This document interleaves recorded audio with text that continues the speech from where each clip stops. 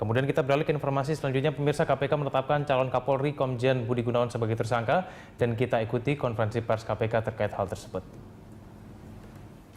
Ya, terima kasih Pak BW. Izin calon berbicara, Mas Hasan.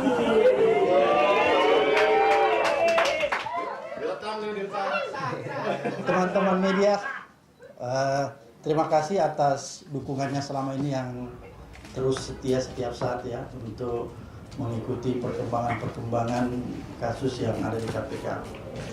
Sehubungan dengan itu, hari ini seperti tadi yang sudah disampaikan Pak BW, kita ingin menyampaikan progress report dari sebuah kasus penyelidikan, yaitu kasus transaksi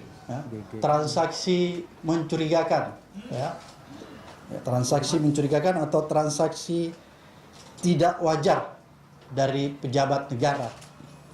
Oleh karena itu, perlu saya jelaskan bahwa KPK telah melakukan penyelidikan sejak Juli 2014. Jadi sudah lebih setengah tahun lebih kita melakukan penyelidikan terhadap kasus transaksi mencurigakan atau transaksi tidak wajar terhadap pejabat negara. Oleh karena itu, berdasarkan penyelidikan yang begitu cukup lama, pada akhirnya KPK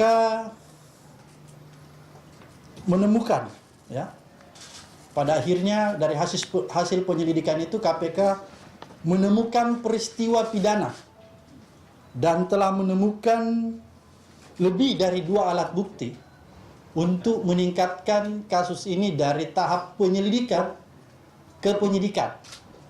Berdasarkan itu, maka KPK pada tanggal 12 Januari 2015 dalam forum expose yang dilakukan oleh tim penyidik dan tim jaksa beserta seluruh pimpinan, akhirnya memutuskan bahwa perkara tersebut naik ke tahap penyidikan dengan menetapkan tersangka Komjen BG sebagai tersangka dalam kasus dugaan tindak pidana korupsi penerimaan hadiah atau janji pada saat tersangka menduduki jabatan sebagai Kepala Biro Pembinaan Karir Deputi Sumber Daya Manusia Mabes Polri periode 2003-2006 dan jabatan lainnya di Kepolisian Negara Republik Indonesia. Oleh karena itu, setelah ditetapkan oleh KPK sebagai tersangka, Komjen BG dikenakan atau disangkakan melanggar pasal 12 huruf A kecil atau huruf B kecil, pasal 5 ayat 2, pasal 11 atau pasal 12 B besar Undang-Undang Nomor 31 Tahun 99 Junto Undang-Undang Nomor 20 Tahun 2001 tentang pemberantasan tindak pidana korupsi dan Junto pasal 55 ayat 1 ke 1 Kitab Undang-Undang Hukum Pidana. Untuk lebih jelas peristiwa pidananya dan kronologis kejadian perkaranya, saya akan mempersilahkan teman saya, saudara saya, Pak Dewe.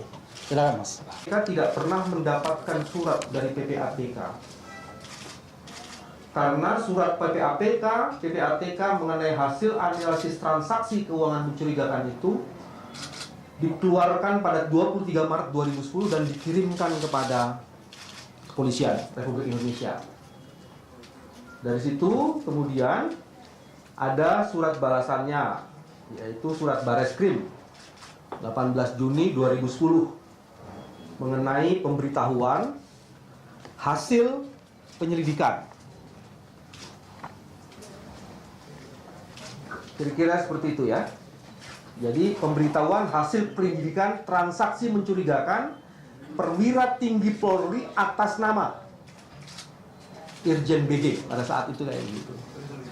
Nah, KPK sendiri mendapatkan informasi mengenai transaksi mencurigakan ini dari masyarakat.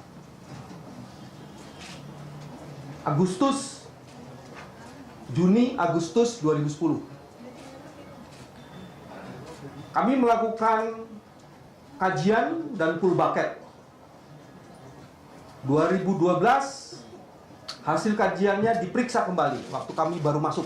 Jadi kita mulai dari expose pertama di pimpinan di periode Pak Abraham Samad ini dilakukan Juli 2013. Kami memperkaya dengan resume pemeriksaan LHKPN Juli 2013 juga. Dan tadi sudah dijelaskan oleh Pak Ketua, akhirnya dibukalah lidik sekitar pertengahan tahun lalu. Dan kemudian hasil lidik itulah yang dijadikan dasar untuk dilakukan expose. Dan expose kemudian memutuskan seperti yang Pak Ketua kemukakan. Teman-teman, kami juga mempunyai dokumen. Saya kasih begini aja supaya nggak kelihatan. Nah, teman-teman ini pintar Pak Ketua. Hasil pemeriksaan LHKPN ini salah satu yang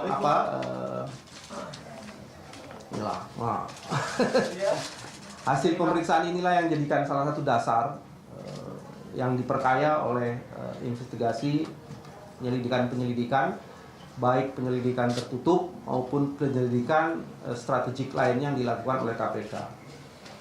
Dan kami juga, untuk diketahui teman-teman ya, kami sudah membuat ini untuk ini aja ya, Pak Ketua teman. Kita tidak main-main. Sebentar, selesai. Sebentar, saya tahu Pak BW, KPK tidak main-main, tapi Tunggu, selesai. Tunggu sebentar. Kita belum selesai.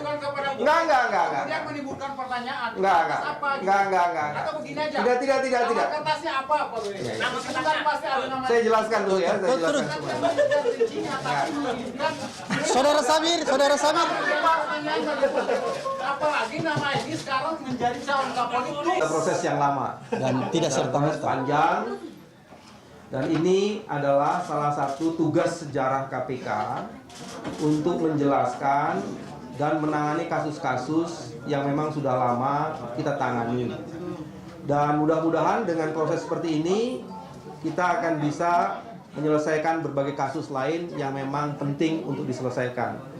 Pak Ketua mohon izin, beberapa hal lainnya adalah KPK sudah berusaha untuk membuka komunikasi, bertemu dengan Presiden. Tapi memang kita belum dikasih waktu untuk menjelaskan bahwa proses seperti ini sudah lama dan hasilnya sekarang kita jelaskan kepada publik melalui press conference ini.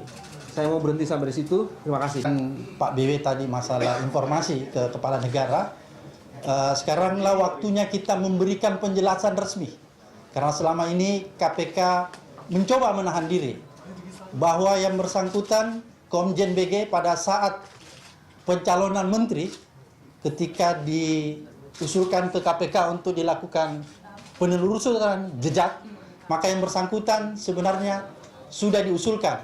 Dan pada saat itu KPK karena sedang menangani kasusnya, kita memberikan catatan merah. Jadi sejak jauh sebelumnya kita sudah memberitahu sebenarnya bahwa yang bersangkutan sudah punya catatan merah, jadi tidak elok kalau diteruskan. Jadi ini bukan serta-merta, sudah pernah. Oke.